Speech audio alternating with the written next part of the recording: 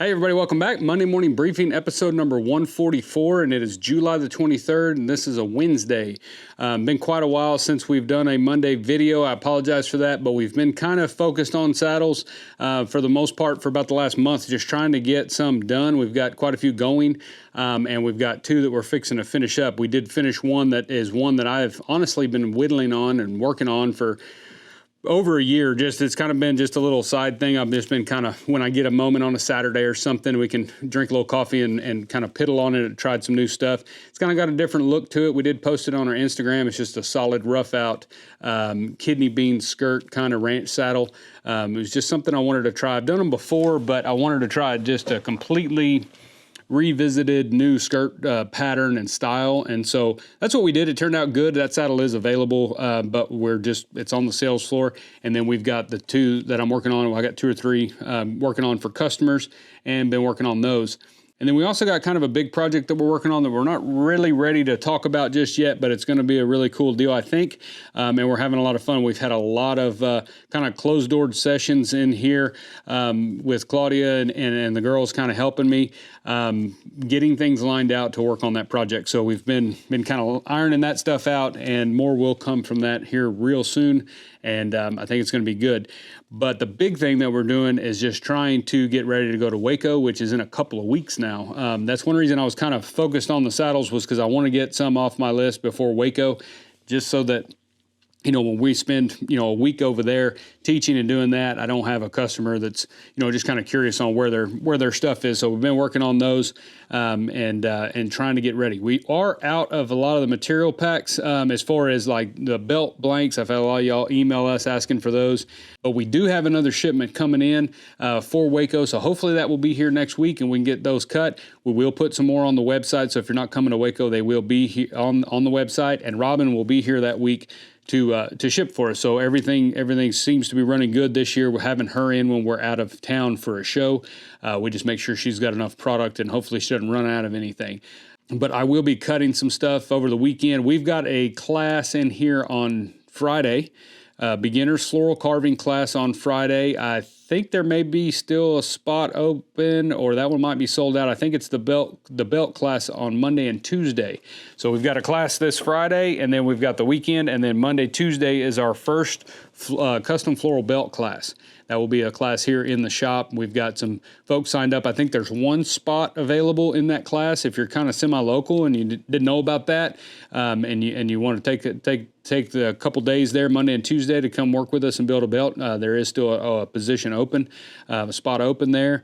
But it's going to be a great class. I think it's going to be a really popular class. Everybody needs a belt. Everybody builds belts. If you do leathercraft for even a few minutes, you're going to be asked to make a belt. Usually that's a very common product, and belts are fun. So we made it a 2-day class. I'm not sure that it needs to be one, but we're about to find out, and kind of figure if the folks are coming and if they finish their belt on the first day, we'll build a second one on the next day. It's not a big deal, but I suspect it'll take us a good part of a couple days, probably, depending on where you're at tooling-wise, because belts aren't necessarily harder to tool. They're just a little different because you've got a 1-inch tooling window on a long strip of leather. So you think it's not that much tooling, but when you get to tooling on it, it can be a little bit more than you think it is. So we'll see how this class goes. We do have another belt class scheduled for after Waco. So you can go to our website. If you go to dgsaddlery.com, go into the store and then click under Leathercraft, and you'll see the DG Leathercraft classes.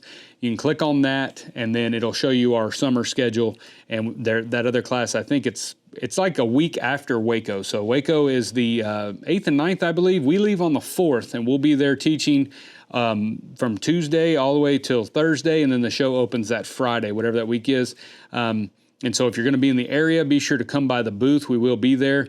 We'll be there all week teaching. If you're taking one of my classes at Waco, we look forward to seeing you in there. It's going to be a lot of fun.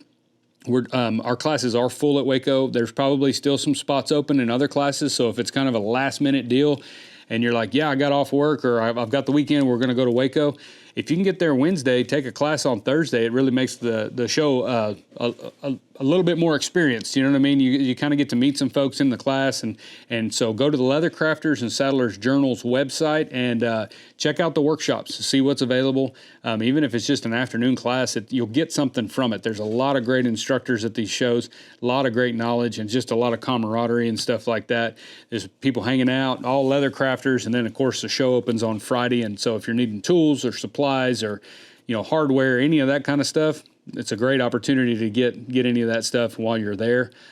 So that'll be a lot of fun. But yeah, we're getting ready for that. Like I said, I'm going to work up a bunch of the scrap. We did add some scrap boxes to the website this week.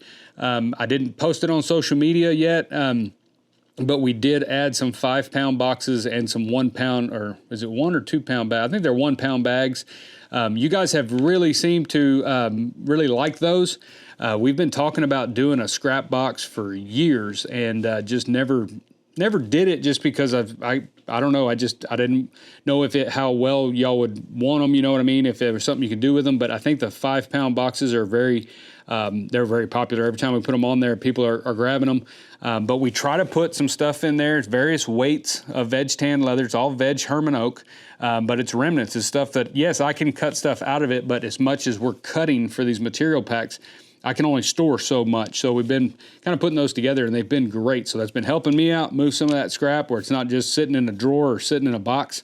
And then it's helping you out because it gives you some stuff that you can make some projects with, wallet or, money clips, key fobs, any of that smaller stuff you can definitely do with that kind of deal. Or just having scrap Herman oak to practice some tooling on some flowers. Things like that, just kind of doing that kind of stuff. It's a great little box to have there at your bench. And when you want to kind of doodle around or work on your tooling skills, it's a great way to do that. But yeah, we've been kind of doing that. It's just kind of been really, really fast and furious here in the shop between everything going on. And so we just have, every time I think about doing a Monday video, it comes up, it's Friday at 3 o'clock in the afternoon. And I figured, well, maybe I'll do it next week. So anyway, we're back in here. You guys know, y'all watched the channel for quite some time. Sometimes that happens, but we do our best to try to at least keep y'all updated through the weeks and months and stuff like that of what's going on in the shop. So as far as the podcast, I think we've had 2 episodes come out since the last Monday video, and that's been with Alexander Levi out of Mason, Texas. He's a shaft maker, a general leather craftsman, but makes a lot of leggings. Does a really good job. Tools really beautiful, floral carving and stuff like that. Really interesting podcast. I ran across him here kind of semi recently or whatever. Just kind of popped up in our feed there, and I really like his work, and real nice fella. And got to visiting with him, and so we had a good time with that one. And then we also just posted this week the episode with Adam Love with Herman Oak Leather.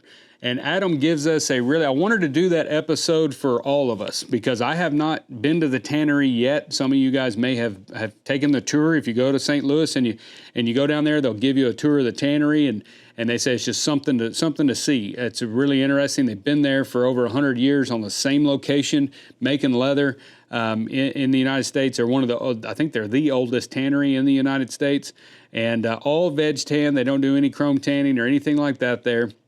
I make some of the best saddle skirting. You guys know I talk about Herman Oak leather a lot.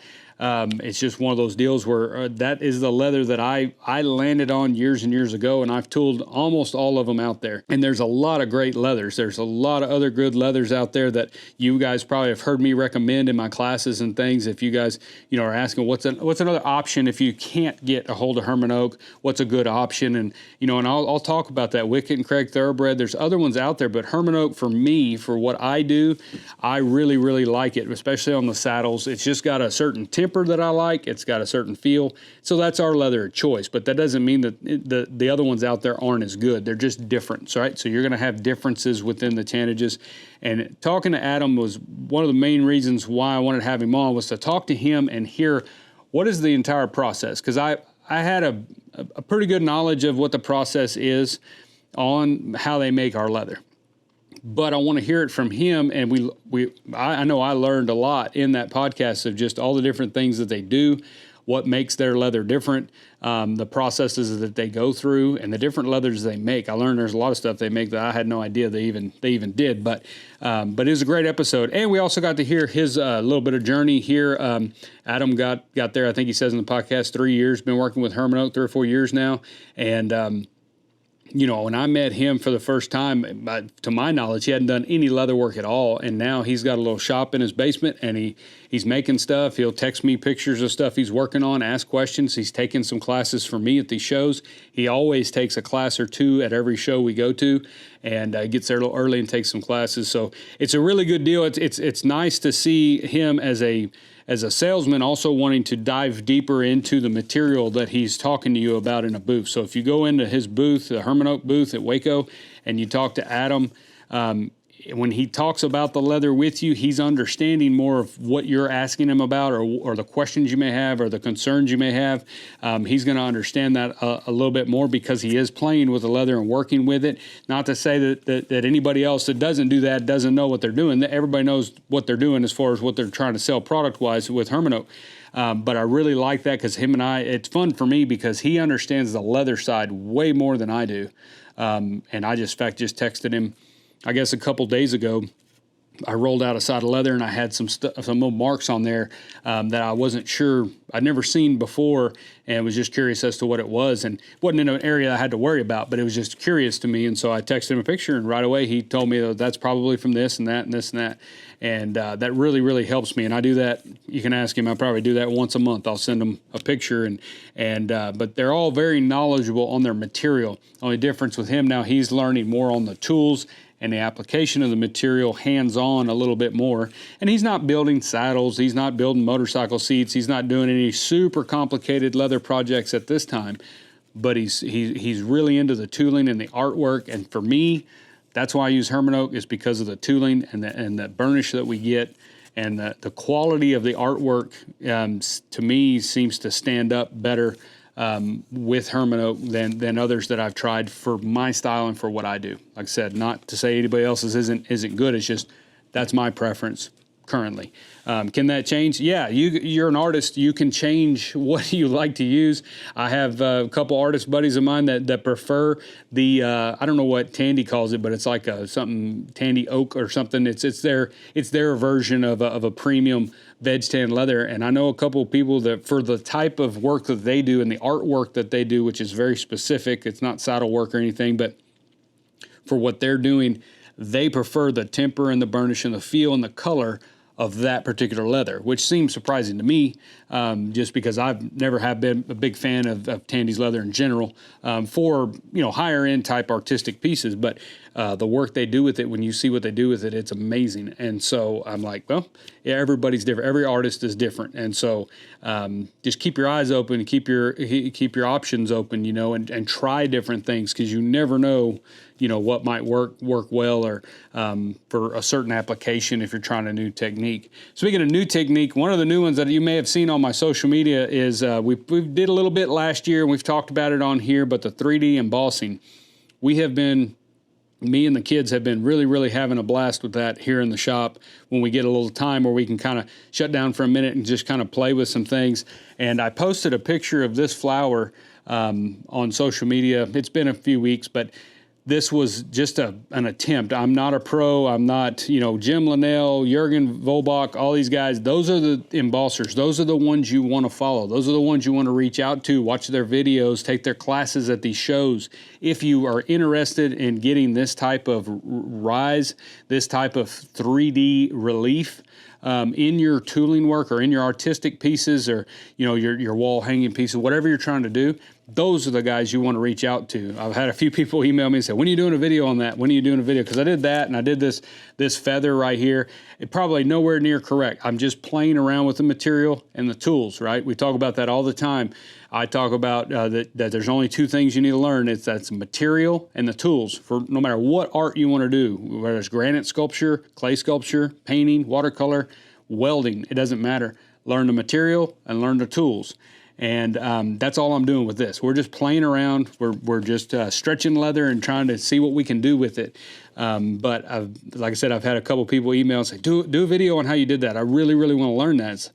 I'm not saying I never will do a video on 3D embossing, but right now I am a true beginner and I'm just learning and fiddling around and playing with it and just trying to see what happens when we get it too wet and we're trying to stretch it. What happens if we thin it down and then try to stretch it? What if it's too dry? I'm learning all of those things. So I'm not the one to make a video for that just yet, maybe one of these days in the far future. But right now we've got guys like Jurgen. If you haven't run across Jurgen Volbox stuff, you will hear about him very soon from us. Just going to put that out there. He's at all the shows. Well, he's not at Waco, but he's at Sheridan every year. He's from Germany. He lives in Cologne. Look him up on Instagram. He does really, really cool work. You've probably run across his stuff. And then, like I said, Jim Linnell, Robert Beard does tons of embossing work. There's a lot of great guys out there that are masters at this 3D embossing. I'll just tell you just a quick rundown real quick on how you do this, because a lot of people, I did one for a Candleback just yesterday. I put it on and we kind of pushed the flowers out. It's for a friend of mine, so I wanted to try it on her saddle. Just as kind of an added touch. It's not going to get hit back there. She's not going to feel it back there. It's on the back of the seat, but it's just kind of fun, and we'll see if we can make it happen. And so I did that. Don't know if I did it properly, but it worked and it looks great. And you can go on my Instagram and see the picture of that. But it's one of those deals where you can really work on trying to get a little more lift. And I had some people I had the Candleback on the bench, and I posted one of the pictures, and somebody had commented or emailed us or something and was, how are you getting that much lift? I'm trying to get my flower. You're not going to get that amount of lift just tooling something like this, like just tooling it. You're not going to get that amount of, rise out of that flower that way. That is an embossed effect or an embossed technique. So you're going in the back and you're pushing that flower is cased really well, and you're pushing that flower out and stretching it. And once you get it stretched out the way you want and it's pushed out, then you fill that with a leather dust and rubber cement. And so they make a filler. Renia sells a 3D embossing filler, and I would recommend starting with that because that's what I've been using and it works great. But he'll be at Waco and he'll have them. Those cans, they're not super expensive. It's already mixed up. It's almost like a dough, but it's leather dust. I think there may be some cork filler in there too, but it's already got the rubber cement. You can talk to him about it. He can kind of give you a quick rundown because he's the first one that gave me a quick rundown on how to use that. And then you pack that into that basically little bowl you made where that flower is, and you get it flat, and then you have to put something on there to keep that from falling out, or breaking loose over time. So a piece of poster board or another piece of leather, and then when you turn it back over, now you can shape that because you've got that filler underneath there, and so that helps quite a bit. And then once that dries, it dries really hard. And so then you can tool that flower just as normal. It's a little harder because now it's got shape to it, right? But you can tool that. And so that's just kind of a quick rundown, just kind of let you know what's going on, because I don't want anybody to be confused from that photo that I put on Instagram thinking that my tooling has the ability to get that much lift out of a flower, because it does not. You can tool it, and from the front, it looks like it's really just coming out. But when you look at it from the side, it's going to be flat because we're dealing in 2 dimensions when we're tooling floral stamping, right? We're dealing in two dimension. It's just the effects of the tools that we're trying to give it that look of doing that. But when you look at something that's really punched out, that is a 3D embossed relief. And that's you're pushing that out and you're filling that back up, and that way it will stand up like that. So it's a lot of fun. It's a whole lot of fun to do. It really gives you a lot more options in your tooling. I mean, if you're figure carving, and many of y'all may remember our wildlife saddle that we did a few years ago. I want to do another one similar to that anytime soon. But at some point, I'd like to do something like that because all those animals would look so much more realistic if they were punched out a little bit and embossed a little bit more. That would just give you a little bit more punch on there. Just make it look a little bit better. I don't know how you do that on a whole saddle without it rubbing you. You wouldn't want that in the seat and that kind of thing. But anyway, it's just kind of fun. So if you're wanting to just kind of try something fun, give that a whirl. And like I said, go talk to Dr. Glue at the Renia booth when we're in Waco, and he can give you a real cool rundown. In fact, I think he has samples of little things he does, because he does a lot of this stuff, the 3D embossing as well, and learning that technique. And so last time I saw him in his booth, he had some little samples of some 3D embossed stuff, so you can check that out. And like I said, I would imagine Jim Linnell will be in Waco teaching classes, so might be a workshop. He's got maybe a spot or two in. If you're interested in doing that, be sure and check that out. Real quick, while we're talking about like new techniques and learning and things like that, I'm trying to make this Monday video short, but I know I've been rambling here. But I want to recommend a book that I used to recommend all the time, and I've told some people in our classes about this book right here. It's called Drawing on the Right Side of the Brain. And I got this book, man, way back when I first got to college. Just picked it up at a bookstore, looked interesting. I bought it, I read it. It really helped me with my graphite art because I do graphite art as well as far as portraiture and things like that, Western scenes, things. And this book really, really helped me. It's a really, really good book if you're wanting to draw in general. Now, I know a lot of times here we're talking about floral carving. We want to learn how to draw floral patterns. And I've told many of you guys, and I say it in my classes as well and on our online course, draw every day. If you want to draw every day. Set aside some time and draw every day. Keep you a sketchbook handy somewhere near you all the time, in your truck, in your tractor. I don't care where you keep it. Keep it, by your bed. That way, if you get a few minutes, you can sketch. Drawing in general, no matter what you're drawing, you can draw people, you can draw horses, you can draw landscapes, you can draw cars. It doesn't matter. That will help your floral pattern drawing, because you've got to train that hand-eye coordination and getting what's in your head onto the paper, right? So just drawing in general will be very helpful. That's where this book comes in. I used to recommend this book to guys that were working with me and they wanted to get better at drawing. I would send this book home with them. Over the years, I lost it. And just never got it back. That happens all the time. That's why a lot of times I'll buy 2 copies of a book because I know I'm probably going to give one away. Then I usually give both of them away. But I had a class a couple weeks ago, and a gentleman here, he's actually from Shiner. We know him through 4-H and stuff. A good man. He was in here and took our class on beginner floral carving class. Did a great job. And he got to talking about this book. And I told him that I know that book very well, and told him kind of the whole deal that I had lost it or whatever. Well, he happened to be at a half-price bookstore and saw one and bought it for me and brought it by the shop. So I want to thank him on here for that. But I also want to show you this book because I probably never talked about it on the Monday video. Go get this book. There's a lot of exercises in here that will really, really surprise you. Even if you think you can't draw a stick figure, you'll find that there's things in here you'll do, and it's basically training you to switch off the left side of your brain, which is your analytical side. That's the side that's just kind of nuts and bolts and just 1, 2, 3. It's very, very straightforward. Your right side is the hippie. That's the one that wants to draw and music and sees colors differently and all that. It's training you to turn that side on, and that's a lot of times the only thing you've got to do is just make that switch. Get this one to quit controlling everything and let this one turn loose a little bit, and you'll surprise yourself. I had my daughter do one of the exercises in here the other day, and I think she surprised herself, which she's pretty artistic anyway, but it was, at first she said, I can't draw that, and she did a pretty good job. All right, so sorry about that. FedEx guy came by and dropped off a box. But anyway, check out this book. I'm not going to rant on it too much. I've recommended a couple other books you guys seem to like over the years, so I want to give y'all one more. But yeah, Drawing on the Right Side of the Brain. Pick it up. Do some of the exercises in there. Just keep it on your shelf. Like I said, I think it'll really help. Drawing's drawing. It's just a matter of learning how to draw what you want to draw, but the drawing technique itself. It's a great book. Check it out. Probably find it at half-price books for $10 probably, as it came out a long time ago. Got a little box right here from, I think, Panhandle Leather. And so we'll go ahead and open that here since it came in while we were doing the Monday video. My boy likes to make a lot of stuff in here, and some of the stuff isn't really stuff. It's just, sometimes it might just be riveting leather together, but he loves to set rivets. He knows how to do it well, but problem is if I'm not watching him, he's burning up my rivets. One of these saddles is an insert rig, and I had to buy some rivets in an emergency because I didn't realize I was out, and we were out in my little work bin over here, and I didn't realize I was out in my storage bin, so I had to pull a favor from my friends down at Double J down in Yoakum.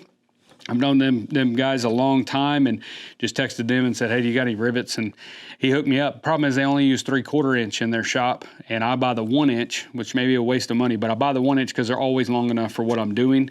And the 3/4 worked great on everything I was doing except for putting that plates in for that insert rig. So I ended up having to make an order anyway to get some rivets. And so I ordered from Panhandle, got some rigging plates just because we always need an extra pair. I went ahead and got some Aquilium. This is Renia's water-based contact cement. So it's supposedly no fumes, no nothing. One thing we noticed when we did our bag class, the 10-inch round purse, and also the guitar strap, I believe, when you get 5 people in this shop gluing up and putting contact cement on stuff, it gets pretty strong in here. It doesn't bother me. I've been smelling glue a long time. Probably not good for my health, but it didn't bother me too bad. But it does get pretty stout.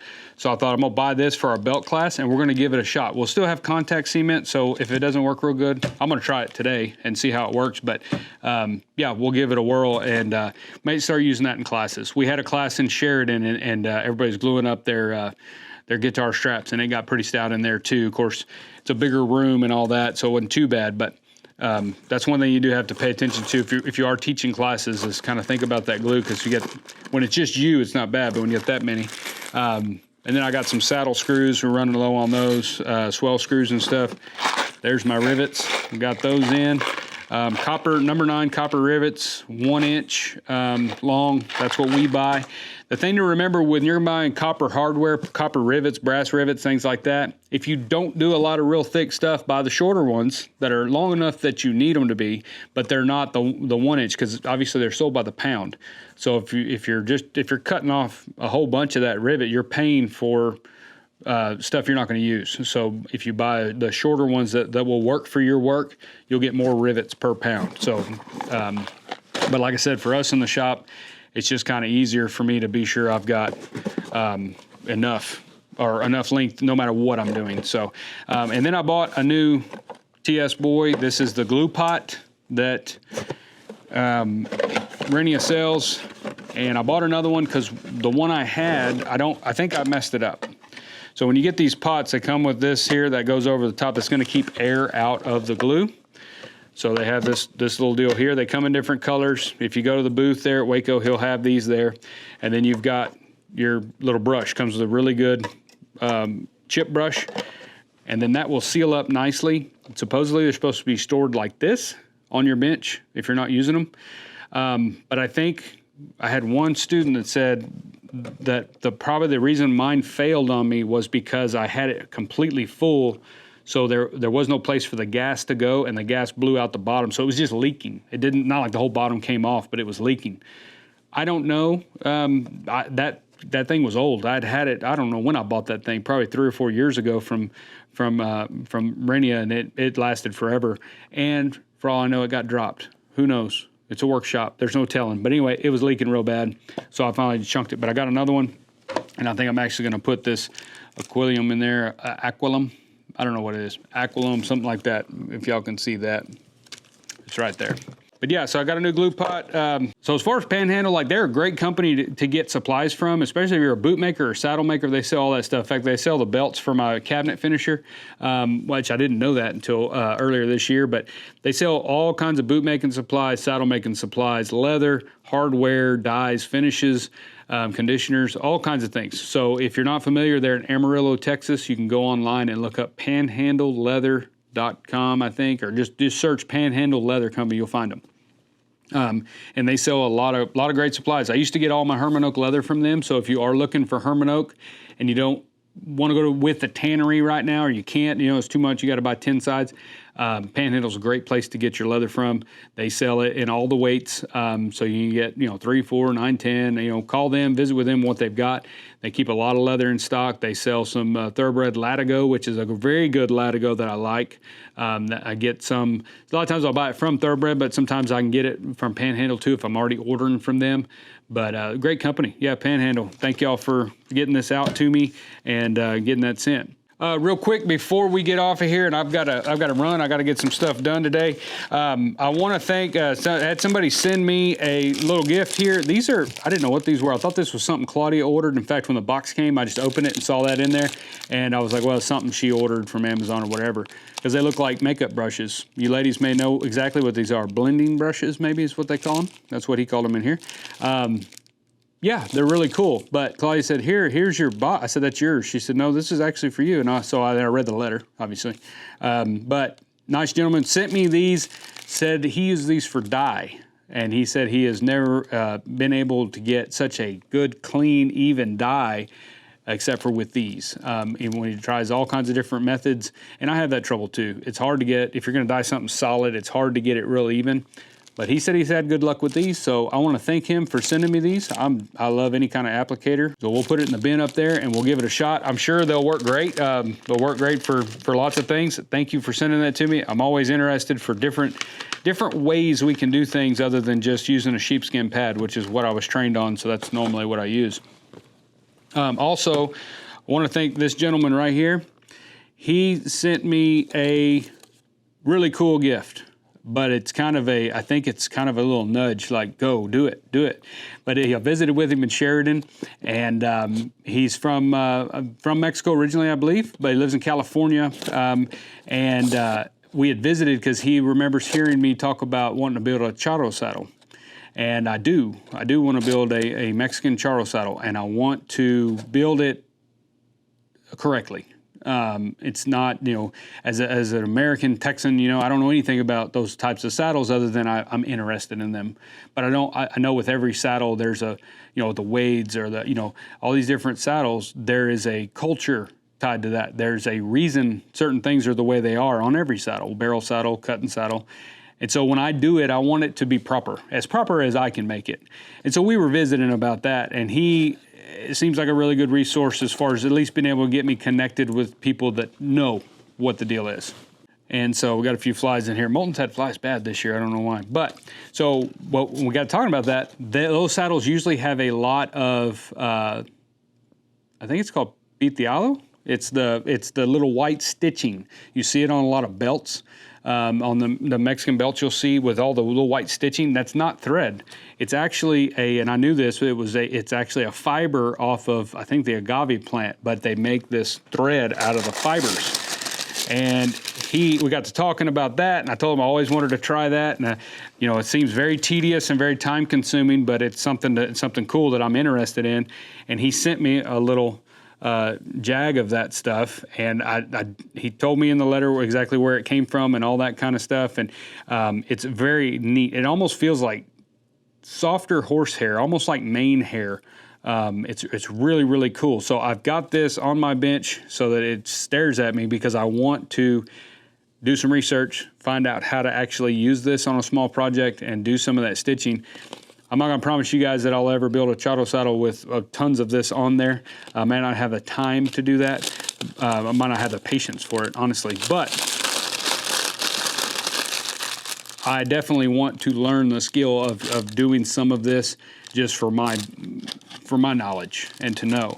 So if any of y'all are watching and y'all know exactly how that's done, y'all know exactly what that stuff is, it's really, really cool. If you haven't seen that, you can look up belts from Mexico and just kind of do some searches and looking at belts and Churro saddles and looking at that is you'll see a lot of that little white stitching in different patterns. It almost looks like geometric patterns, but I've seen horses, I've seen flowers, they do all kinds of stuff with this type of stitching, and it's just absolutely beautiful, and it's got a lot of culture, a lot of history behind it, and I think it's really cool.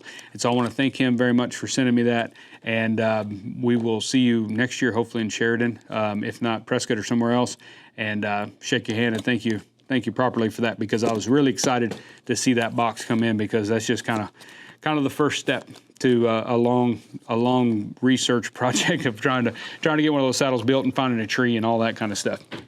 So with that, guys, that's all I really got. Podcast, we'll have another episode come out probably next week, and we'll be off to Waco, and we will be there. Like I said, we'll be there the 5th and teaching classes Tuesday, Wednesday, Thursday, and then we'll be in the booth on Friday. I hope to see you there if you're coming. If you're not, we will be back in the shop right after Waco. We'll actually be home on Sunday. There is no Sunday show for Waco. Last minute leather shootout. I almost forgot about that. Let me mention that real quick. Go to Leather Crafters and Saddlers Journal's website. If you're going to do the last minute shootout at Waco, the competition, the rules are out. you need to do that. You need to register with the Leathercrafters Journal. Doesn't cost anything to my knowledge. It's just you need to register with Brian up there, and that way he's got you down.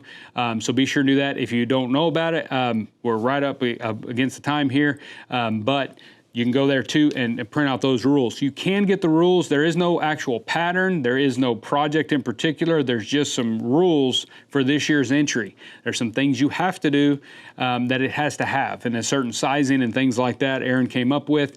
And so we did post some new rules on our website. I was about a week late on that, so we sent emails out to people that had, and people download the one from last year just to get the pattern because it came with a pattern. But we had some people downloading it after Aaron released it, and so we wanted to make sure that they weren't using last year's rules and building the wrong project. So we did take that down and put the new one up. And so, but we did send all of those people emails so that they would know that the rules you downloaded were last year's. So if you did it for this year, you need to get the new ones. But you can also get them from Leathercrafters Journal's website, leathercraftersjournal.com. And so you can go there and get that and get registered. But yeah, it's going to be a lot of fun. Waco's going to be a good time. We're excited. It's going to be hot, but it'll be a lot of fun. And we look forward to seeing all of y'all there. So be sure to go to dgsaddlery.com, sign up for the Leathercraft newsletter, and we'll see y'all hopefully next week in the Monday morning briefing.